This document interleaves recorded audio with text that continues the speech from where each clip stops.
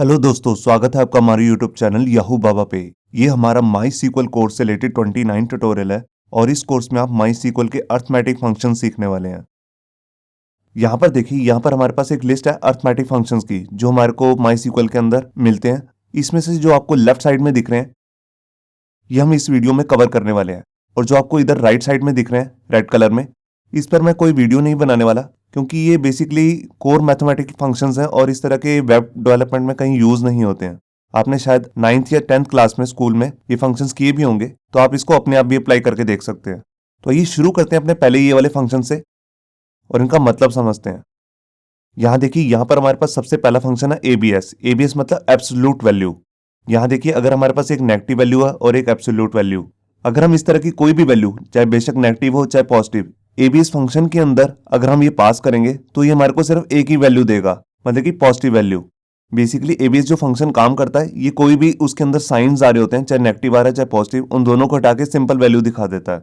इसके बाद हमारा फंक्शन है फ्लोर।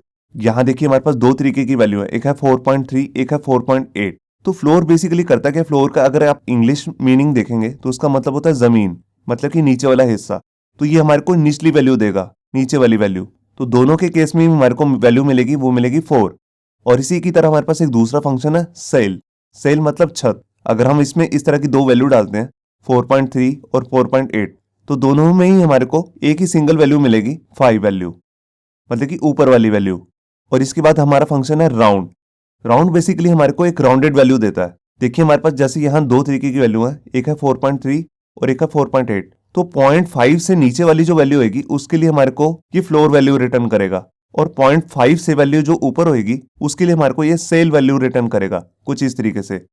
यहाँ देखिए, 4.3 के केस में इसने हमारे को 4 रिटर्न किया क्योंकि ये 4.5 से नीचे वाली वैल्यू थी, और दूसरी जगह ये हमारे को रिटर्न करेगा 5 क्योंकि जो 4.8 है ये 4.5 से ज्यादा है। इसके बाद हम अपना फिफ्थ फंक्शन देखते हैं। देखिए, अगर हमने यहाँ पर स्क्वायर रूट निकालना है 4 का, तो देखिए आंसर आएगा 2। और इसके लिए हमारे पास माई सीक्वल के अंदर एक फंक्शन भी आता है जिसे हम कहते हैं स्क्वायर रूट, SQRT। इसके अंदर हम नंबर में, यहाँ पर नंबर वाली प्लेस में 4 पास कर देंगे तो ये हमारे को रिटर्न करेगा 2। इसके बाद हम अपना सिक्स फंक्शन देखते हैं जिसका नाम है पावर ऑफ, POW। इसमें बेसिकली दो पैरामीटर होते हैं, एक होता है बेस, एक होता है उसका एक्सपोनेंशियल। देखिए जैसे यहाँ पर है, अब 4 जो है वो है बेस और 3 जो है इसका एक्सपोनेंशियल। अगर हम यहाँ पे 4 बेस की जगह पे डाल दें और एक्सपोनेंशियल की जगह पे डाल दें 3, तो ये हमारे को कुछ इस तरीके का रिजल्ट देगा, 4 into 4 into 4 is equal to 12। इसके बाद हम अपना सेवंथ फंक्शन देखते हैं, साइन। साइन के अंदर बेसिकली अगर हम कोई भी नंबर पास करते हैं, कोई भी नंबर, बेशक वो 0 भी हो सकता है, चाहे पॉजिटिव वैल्यू चाहे नेगेटिव वैल्यू, अगर वो वैल्यू जो नंबर की आपने वैल्यू डाली है वो 0 से ग्रेटर है, तो उस केस में वो हमारे को फंक्शन जो है साइन फंक्शन, ये रिटर्न करेगा 1 वैल्यू। अगर हमने जो नंबर डाला है उसकी वैल्यू 0 है, उस केस में वो हमारे को रिटर्न करेगा 0। और मान लीजिए अगर आपने कोई नेगेटिव वैल्यू डाली है, मतलब कि वो 0 से छोटी है, तो उस केस में वो हमारे को रिटर्न करेगा -1। इसके बाद हमारा लास्ट फंक्शन है वो है रैंड। रैंड मतलब रैंडम वैल्यू। कोई भी हमारे को ये रैंडम नंबर देता है, मगर वो जो नंबर होता है वो होता है 0 से 1 के बीच में। हम इसमें मैथमेटिक कैलकुलेशन करके कुछ ऐसा भी कर सकते हैं, जैसे हमें रैंडम नंबर चाहिए 1 से 10 के बीच में या 5 से 15 के बीच में, कुछ भी ऐसा। ये भी मैं आपको प्रैक्टिकल करके दिखाऊंगा। तो ये शुरू करते हैं प्रैक्टिकल और देखते हैं कि ये सारे अर्थमेटिक फंक्शंस को हम कैसे यूज कर सकते हैं सिलेक्ट कमांड के साथ या दूसरी इंसर्ट कमांड के साथ। यहाँ देखिए, माई सीक्वल के अंदर काम स्टार्ट करने के लिए जो सबसे पहला स्टेप है वो है कि आपको एग्जाम सर्वर को ऑन कर लेना है, और उसको ऑन करने के बाद उसके कंट्रोल पैनल में जाके अपाची और माई सीक्वल को स्टार्ट कर लेना है। उसके बाद हम अपना सॉफ्टवेयर ओपन करेंगे, माई सीक्वल वर्कबेंच। यहाँ देखिए, यहाँ पर मैंने अपना सॉफ्टवेयर ओपन कर लिया, माई सीक्वल वर्कबेंच। अब यहाँ पे जाके सबसे पहले मैं आपको नॉर्मली अर्थमेटिक कैलकुलेशंस कैसे कर सकते हैं सीक्वल के अंदर, उसका मैं आपको एक एग्जांपल दिखाता हूँ। देखिए, उसके लिए आपको लिखना है सिलेक्ट। यहाँ पर मैंने लगाया कैलकुलेशन के लिए एक नंबर, जैसे मान लीजिए 5। अब मैं इसको प्लस करके देखना चाहता हूँ, मतलब कि एडिशन 6 के साथ। तो इस तरह की मैं कोई भी अर्थमेटिक कैलकुलेशन यहाँ करके देख सकता हूँ। तो देखिए, मैंने यहाँ पे एग्जीक्यूट किया, ये देखिए यहाँ पर हमारे पास आ गया 11। आप देख रहे हैं, आप जो ये कॉलम नेम आ रहा है इसको भी आप एक नेम दे सकते हैं। देखिए, उसके लिए आपको अलाइज यूज करना पड़ेगा, और जैसे मैंने यहाँ पे एक नाम दे दिया टोटल। ये देखिए, यहाँ पे ऊपर नेम भी आ गया टोटल, और ये अर्थमेटिक कैलकुलेशन हो रही है। यहाँ पर आप कोई भी साइन यूज कर सकते हैं। यहाँ पे आप सब्ट्रैक्शन भी करके देख सकते हैं। ये देखिए, यहाँ पे आ गया -1, मैं यहाँ पर मल्टीप्लिकेशन भी कर सकता हूँ, ये देखिए यहाँ की मल्टीप्लिकेशन। यहाँ पे मैं डिवीज़न भी कर सकता हूँ। मैं ये नंबर थोड़ा बड़ा ले लेता हूँ और यहाँ पे डिवीज़न का साइन डाल देता हूँ। ये देखिए यहाँ पे डिवीज़न भी आपको दिख रही है। यहाँ पे मैं मॉड्यूलस भी यूज़ कर सकता हूँ। मॉड्यूलस का मतलब होता है रिमाइंडर, मतलब कि जो डिवीज़न के बाद नीचे रिमाइंडर आता है उसको हम मॉड्यूलस बोलते हैं। ये देखिए, तो मॉड्यूलस के लिए आप परसेंटेज का साइन भी दे सकते हैं या मॉड भी लिख सकते हैं, कुछ इस तरीके से। तो ये भी सेम ही रिजल्ट देगा। और जैसे हमने अभी डिवीज़न किया था तो उसकी जगह हम यहाँ पे डिव भी लिख सकते हैं। ये देखिए यहाँ पर देखिए डिवीज़न का जो रिजल्ट है वो आ गया। मगर अगर हम यहाँ पे डिवीज़न का साइन दे देते हैं तो ये जो हमारे को वैल्यू मिलेगी वो मिलेगी फ्लोट वैल्यू, मतलब कि डेसिमल फॉर्म में वैल्यू। ये देखिए वही वैल्यू आ रही है मगर डेसिमल फॉर्म में। अब जैसा कि आपने ये जितनी भी अर्थमेटिक कैलकुलेशन देखी, इसको हम सेलेक्ट कमांड के साथ प्रॉपरली कैसे यूज करते हैं मैं उसका भी आपको एक एग्जांपल देता हूँ। ये देखिए यहाँ पर हमारे पास एक स्टूडेंट नाम का एक टेबल है। अब मैं यहाँ पे करना क्या चाहता हूँ, यहाँ पे जो परसेंटेज आ रही है मैं इसमें एडिशन करना चाहता हूँ 5% की। तो देखिए उसके लिए मैं यहाँ पे क्या करूँगा, यहाँ पे मैं लिखता हूँ ID नेम, मैं नेम देखना चाहता हूँ और उसका जो कॉलम नेम है परसेंटेज फ्रॉम, उसके बाद आ जाएगा हमारे टेबल का नाम जो कि है ऊपर स्टूडेंट्स। ये देखिए अभी मैं इसमें कुछ लगा नहीं रहा हूँ, मैं अभी आपको नॉर्मली दिखाता हूँ। ये देखिए यहाँ पर सब कुछ परसेंटेज आ रही है। अब मैं इस परसेंटेज में एडिशन करना चाहता हूँ 5 की। तो देखिए उसके लिए मेरे को यहाँ क्या करना होगा, यहाँ पर पहले मेरे को लगाना है राउंड ब्रेसेस, क्योंकि मैं इसको एक ग्रुप बनाना चाहता हूँ, +5। तो ये बेसिकली मैंने क्या किया, मैंने इसमें अर्थमेटिक कैलकुलेशन कर दी। अब यहाँ पर जो मेरा कॉलम निकल के आएगा मैं आपको दिखाता हूँ पहले। ये देखिए यहाँ पर जितनी भी परसेंटेज आ रही थी उस समय 5 का एडिशन हो चुका है। आप देखिए राम कुमार का पहले मैं आपको रिकॉर्ड दिखाता हूँ 45 थी और उसके बाद का आप रिजल्ट देखिए यहाँ पे हो गया 50। ठीक है, ऊपर जो आपके सामने यहाँ पे कॉलम का नेम आ रहा है इसको भी आप चेंज कर सकते हैं अलाइस नेम से। और जैसे मैंने यहाँ पर लिख लिया न्यू परसेंटेज। ये देखिए अब ये 2 वर्ड्स हैं तो इसके लिए मेरे को यहाँ पर इन्वर्टेड कोट्स लेने पड़ेंगे। अब मैं इसको दिखाता हूँ आपको। ये देखिए यहाँ पे आपको परसेंटेज दिख रहा है न्यू परसेंटेज और यहाँ पर नीचे एडिशन के साथ आपको दिखा रहा है। इसी तरह आप कोई भी फॉर्मूला यहाँ पे लगा सकते हैं। देखिए जैसे यहाँ पर मैं मल्टीप्लाई का साइन लगा लेता हूँ और यहाँ पर मैंने एग्जीक्यूट किया। ये देखिए तो ये था इसका एक एग्जाम्पल। अब मैं आपको दिखाता हूँ हमारे पास माई सीक्वल के अंदर एक कांस्टेंट वैल्यू भी होती है जिसे हम बोलते हैं पाई। तो उसके लिए मेरे को यहाँ पे मैं आपको दूसरी कमांड लिख के दिखा रहा हूँ, सिलेक्ट, और यहाँ पे मैंने ले लिया पाई। अब पाई जो है इनबिल्ट फंक्शन है माई सीक्वल के अंदर और ये आपको एक कांस्टेंट वैल्यू रिटर्न करता है। आपने शायद 9th या 10th में करा भी होगा। ये देखिए 3.14, तो ये इसकी कांस्टेंट वैल्यू है। अब इसके बाद मैं आपको फंक्शन दिखाता हूं जिसका नाम है राउंड। अब राउंड फंक्शन क्या करता है, जैसा कि मैंने आपको बताया ये एक राउंडेड वैल्यू दे देता है। अगर वो वैल्यू जो है 0.5 से ऊपर वाली वैल्यू है तो ऊपर की वैल्यू रिटर्न करेगा, अगर 0.5 से नीचे वाली वैल्यू है तो निचली वैल्यू रिटर्न करेगा। देखिए जैसे मैंने यहाँ पर लिख दिया 4.51। अब ये 0.5 से ऊपर वाली वैल्यू है तो इस केस में ये हमारे को रिटर्न करेगा 5। मैंने यहाँ पर 4 बटन पे क्लिक किया और ये देखिए यहाँ पर आ गया 5। अगर मैं यहाँ पे डाल देता हूँ मान लीजिए 4.49, अब ये 0.5 से नीचे वाली वैल्यू है तो इस केस में हमारे को ये नीचे फ्लोर वाली वैल्यू देगा। ये देखिए यहाँ पर आ गया 4। और अगर मैं यहाँ पर नेगेटिव वैल्यू दे देता हूँ तो इस केस में ये हमारे को नीचे वाली वैल्यू रिटर्न करेगा। ये देखिए यहाँ पर आपको दिख रहा है -4। और अगर मैं यहाँ पर 0.5 से ऊपर वाली वैल्यू डालता हूँ, जैसे मैंने लिख दिया 55 और यहाँ पे एग्जीक्यूट किया, तो इस केस में ये हमारे को ऊपर वाली वैल्यू दे रहा है -5। मतलब कि ऊपर वैसे नहीं है, वैसे तो उससे पीछे वाली वैल्यू है। और अगर मान लीजिए हमारे पास यहाँ पर जो डेसिमल फॉर्म आ रही है कुछ इस तरीके से, मतलब कि पॉइंट के बाद 3 वैल्यूज आ रही हैं, मतलब कि 3 डिजिट में वैल्यू आ रही है 9, 8, 7, तो इस केस में तो ये हमारे को कुछ इस तरीके की वैल्यू रिटर्न करेगा। मगर हम चाहते हैं कि ये डॉट में रिटर्न करे और जो डॉट है उसके बाद सिर्फ 2 ही डिजिट्स आ रहे हो तो उसकी राउंडेड वैल्यू बना दे जो डॉट के बाद वैल्यू आ रही है, जिसको हम डेसिमल बोलते हैं। तो उसके लिए हमारे को यहाँ पे पैरामीटर पास करना पड़ेगा, सेकंड पैरामीटर, जिसमें हम लिखेंगे 2। तो इसका मतलब होता है कि हमारे को सिर्फ 2 ही डिजिट रिटर्न करे और उसकी एक राउंडेड वैल्यू बना दे। तो यहाँ पर देखिए मैंने एग्जीक्यूट किया और ये देखिए यहाँ पर आ गया 0.99। अब इसके बाद मैं आपको अपना फंक्शन दिखाता हूँ जिसका नाम है सेल। अब सेल के अंदर बेसिकली मैं यहाँ पर कोई एक वैल्यू डाल देता हूँ। जैसे मान लीजिए मैंने डाल दिया 1.23, तो मैं इसके अंदर बेशक 0.5 से नीचे वाली वैल्यू डालूं चाहे 0.5 से ऊपर वाली वैल्यू, ये हमारे को हमेशा ऊपर वाली वैल्यू देगा, क्योंकि सेल का मतलब ही होता है छत, मतलब कि ऊपर वाली वैल्यू। मैं यहाँ पे इसके एग्जीक्यूट करता हूँ। ये देखिए यहाँ पर आ गया 2, और अगर यहाँ पर मैं 0.5 से ऊपर वाली वैल्यू डाल दूं बेशक, देखिए जैसे मैंने लिख दिया 0.56 और यहाँ पे एग्जीक्यूट किया, तब ये मेरे को 2 ही रिटर्न कर रहा है। ये राउंडेड की तरह काम नहीं करता है। बेशक मैंने यहाँ पर 4 लिखा हो तभी ये मेरे को 5 मतलब कि उससे ऊपर वाली वैल्यू रिटर्न करेगा। ये देखिए यहाँ पे आ गया 5। बिल्कुल इसी तरीके से हमारे पास फंक्शन है जो इसका उल्टा है, उसका नाम है फ्लोर।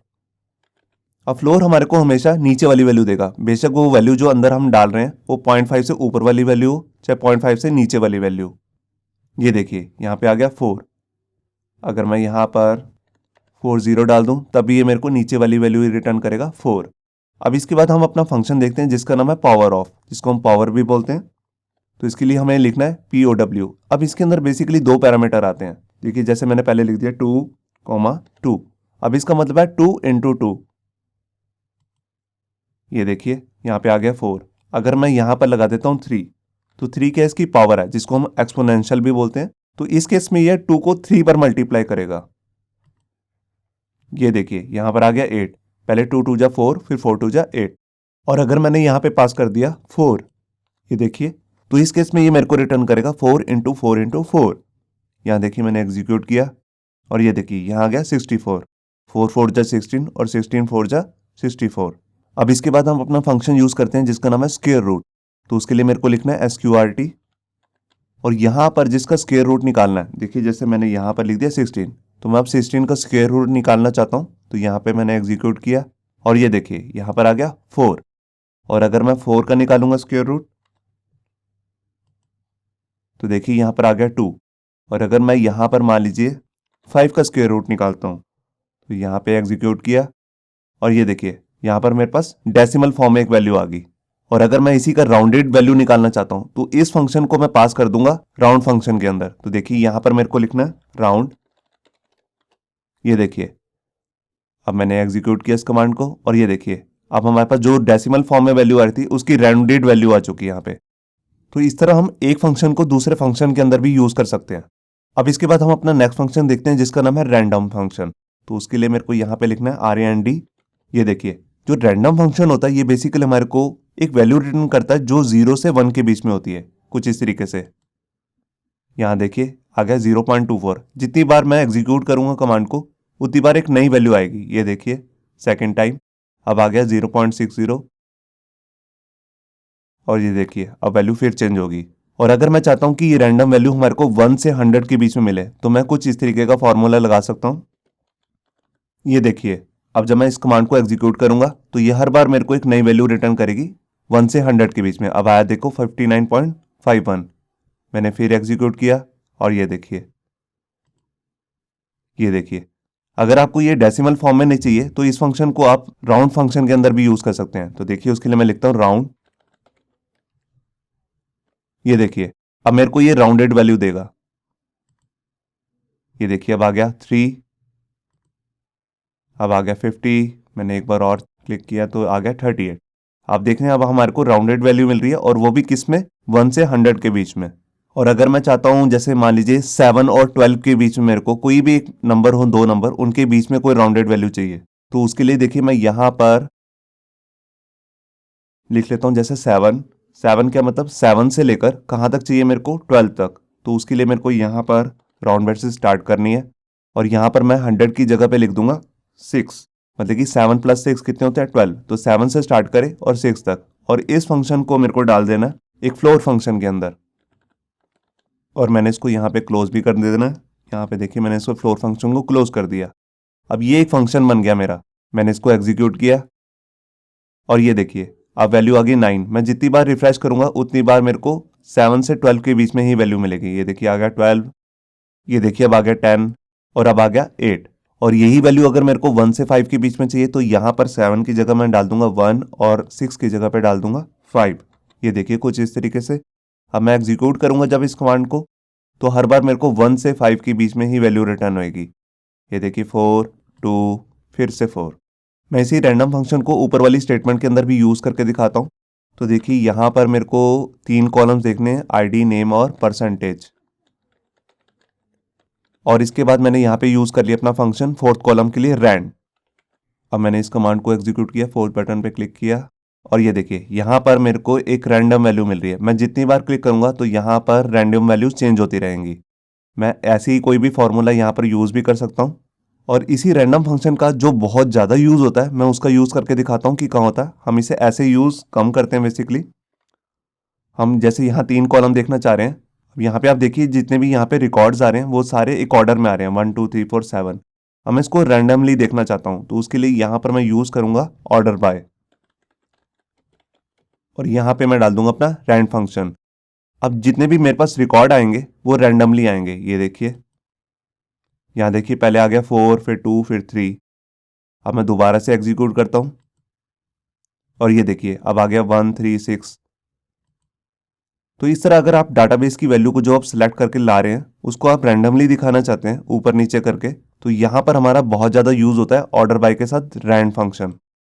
अब इसके बाद हम अपना फंक्शन देखते हैं जिसका नाम है एबीएस। एबीएस मतलब एब्सोल्यूट।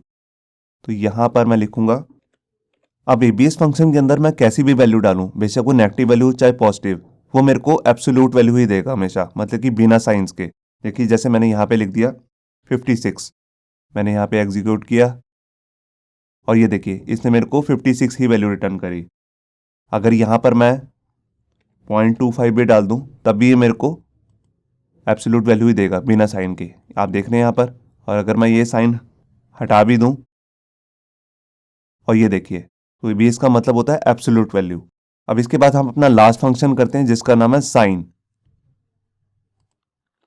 साइन बेसिकली 3 तरीके की वैल्यू रिटर्न कर सकता है। अगर जो वैल्यू आप अंदर डाल रहे हैं, जैसे मैंने यहाँ डाल दी 25, अगर वो 0 से ग्रेटर है तो ये हमारे को रिटर्न करेगा 1। ये देखिए इसने हमारे को 1 रिटर्न कर दिया। अगर मैं यहाँ डाल देता हूँ 0 तो इस केस में ये मेरे को रिटर्न करेगा 0। ये देखिए यहाँ पे 0 आ गई वैल्यू। और अगर मैं कोई भी ऐसी वैल्यू डालता हूँ जो 0 से छोटी है, मतलब कि नेगेटिव वैल्यू है, देखिए जैसे मैंने यहाँ डाल दिया 25, ये देखिए तब ये मेरे को रिटर्न करेगा -1, बेशक वो डॉट्स में हो। मैंने यहाँ पर डाल दिया -3.25, तब ये मेरे को -1 ही रिटर्न करेगा। तो ये होता है साइन फंक्शन। तो ये थे हमारे सारे अर्थमेटिक फंक्शंस जो MySQL के अंदर हमारे को प्रोवाइड होते हैं। होप सो आपको ये हमारा वीडियो ट्यूटोरियल अच्छा लगा होगा। अगर अच्छा लगा है तो वीडियो को प्लीज़ लाइक करना मत भूलिए। अगर आप ऐसे ही रेगुलर अपडेट चाहते हैं तो हमारे चैनल याहू बाबा को सब्सक्राइब करना मत भूलिए। Thank you.